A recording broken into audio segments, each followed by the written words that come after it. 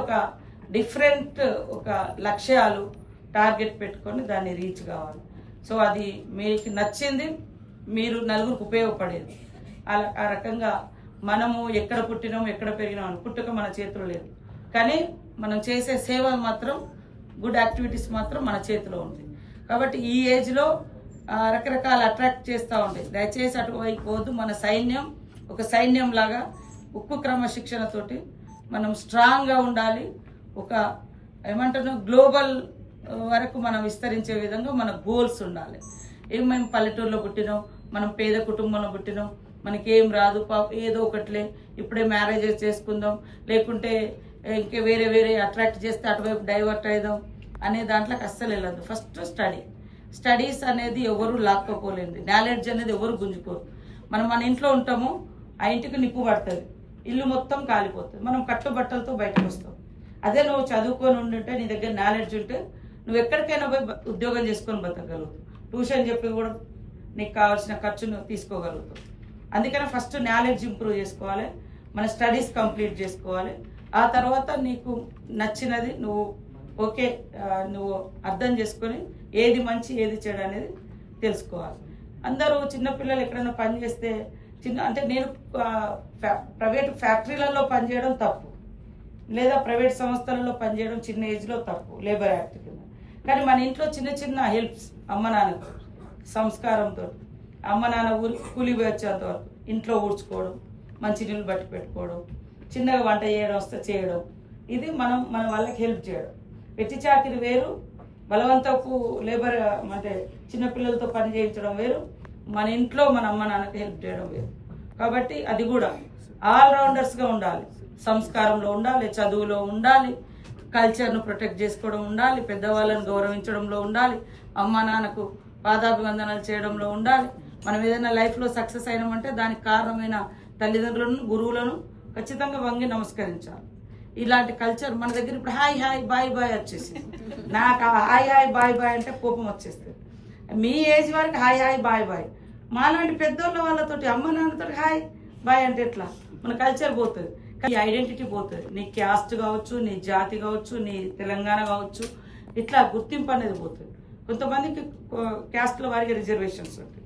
ఆ క్యాస్ట్ అదొక ఐడెంటిటీ ఉంటుంది, వాళ్ళ కల్చర్ డిఫరెంట్ ఉంటుంది, వాళ్ళ ఆటలు పాటలు డిఫరెంట్ ఉంటాయి, వాళ్ళ మ్యారేజెస్ కస్టమ్స్ డిఫరెంట్గా ఉంటాయి. నువ్వు ఎంత స్థాయిలో ఉన్నా అవి కాపాడుకోవాలి. అదే మన అస్తిత్వాన్ని, ఐడెంటిటీని సమాజానికి ఇచ్చేది. అది మన పెద్దవాళ్ళు మనకి ఇచ్చిన గొప్ప అసెట్స్. మనం ఈరోజు పసుపు నీళ్ళు తాగితే అది మూఢనమ్మకం అంటారు, కానీ ఆఫ్టర్ సైంటిఫికల్గా చూస్తే అది యాంటీబయాటిక్. ఉన్నారా ఇంట్లో ఎవరైనా సైన్స్ స్టూడెంట్స్ ఉన్నారా? అంత 10th వాళ్ళేనా? అంటే ఇంటర్లోకి వెళ్ళిన వాళ్ళు చెప్తారు కదా. అంటే మన వాళ్ళు మన ఊర్లలో గడపలకు పసుపు రాస్తే అది నువ్వు మూఢనమ్మకం, పసుపు ఎందుకు పాలిస్ వేద్దామని వేసారు. పాలిస్లో ఏమన్నా ఉందా? పసుపులో ఏముంటుంది? యాంటీబయాటిక్. బయట తిరిగి వస్తుంటే అది నిరోధిస్తుంది. అట్లా ఎక్కువ రోగాలు అప్పుడు అంత పెద్ద అన్ని హాస్పిటల్స్ లేకున్నా ఒకప్పుడు మన తాతలు తండ్రులకు మంచిగా వాళ్ళు స్ట్రాంగ్ ఉన్నారు. మనకి ఇన్ని హాస్పిటల్స్ ఉన్నాయి, ఇన్ని ఫెసిలిటీస్ ఉన్నాయి, కానీ ఎన్ని రోగాలు పెరుగుతున్నాయి, డాక్టర్లు పెరుగుతున్నారు. అవునా లేదా?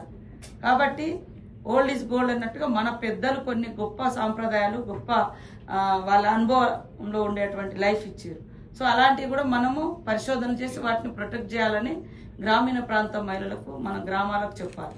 ముఖ్యంగా ఈ న్యూ పాలసీ, న్యూ సిస్టమ్ అనేది బయట నుంచి వస్తూ ఉంటుంది, బాగా డెవలప్ అయిన చెప్పుకునే వాళ్ళు చేస్తూ ఉంటారు.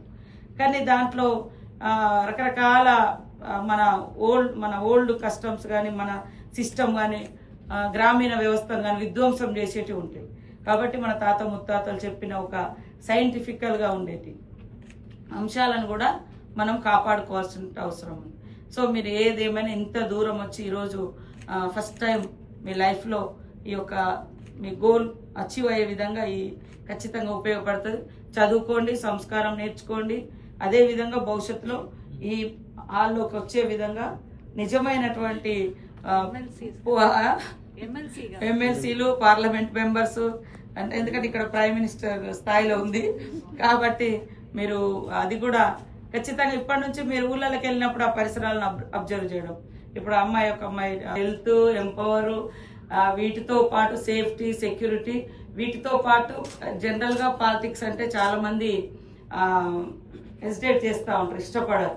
కానీ ఒక్కొక్కసారి అవకాశాలు వచ్చినప్పుడు వాళ్ళ ఫ్యామిలీ బ్యాక్గ్రౌండ్, వాళ్ళ భర్త పాలిటిక్స్లో ఉండడము, వాళ్ళ ఫాదర్ పాలిటిక్స్లో ఉండడము, అలాంటి వాళ్ళకి అక్కడ రిజర్వేషన్ సర్పంచ్, ఎంపీపో, జడ్పీటీసో, చైర్మన్గానో లేదా ఇంకేదన్నా స్పెషల్ అకేషన్లో చాలా మంది వస్తున్నారు.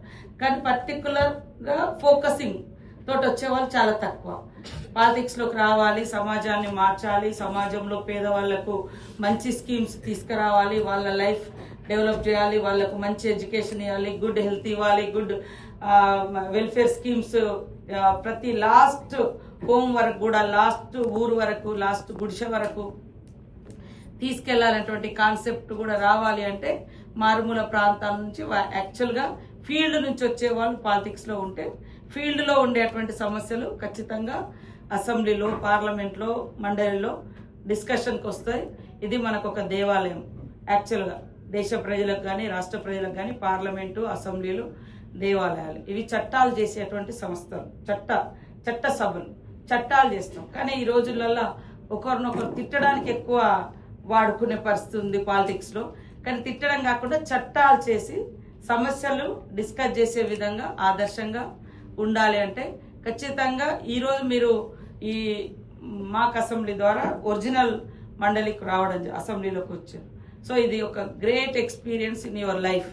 ఇంత చిన్న వయసులో మీరు ఈ ప్రాంగణాన్ని ఇవన్నీ చూసి అసెంబ్లీ ఎట్లుంటుంది, పార్లమెంట్ ఎట్లుంటుంది అనేది మీకు ఎక్స్పీరియన్స్ ఇప్పుడే మీకు మీ లైఫ్లోకి వచ్చింది.